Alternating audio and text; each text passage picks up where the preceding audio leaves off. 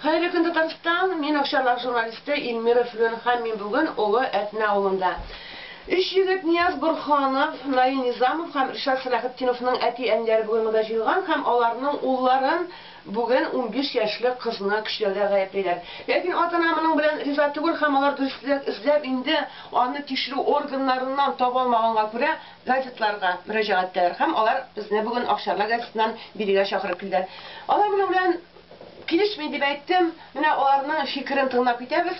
Ришат Салахетдиновның әтисе фикерегезне менә безнең үзегезнең сезне карарлар, ишетерләр, тыңларлар, менә әйтегез әле кычкырып, әле газеттан укып бер нәрсә сезнең фикерне ишетү икенче әйбер. Да, менә малайларны көчле дип бер гаепсезгә, гаделсезлек хөкем белән төрмәгә тыгып куйдылар. Көчләгәннәр. Аларны көчләгәннәр, 15 яшьлек кызны көчләгәннәр. Ни өчен менә бу 15 яшьлек кызга бернинди управда юк?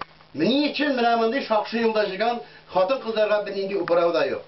Элек Татарстанда әйтегендә Россия хәле, мөселман халкында шундый юл белән җиргән хатыннарны ләгәндер, чилектер, илектер тагып урам буйлап насая җиткәннәр.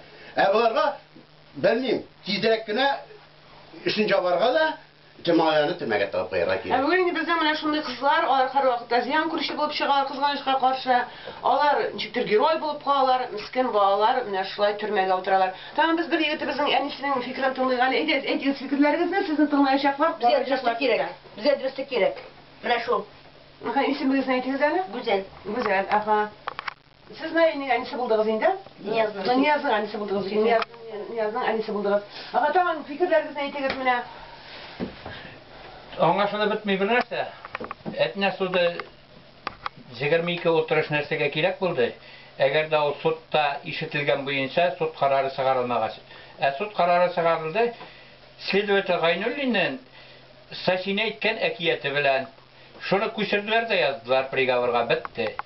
Судта ишетелгән нәрсә бер нәрсә дә калмады. Свидетельләр сүзгә кермәде. Һәм хәзерге вакытта шул Гайнуллинне Нәкъ шундый ук статья белән шул ук эш буенча аны үзенә эш бара.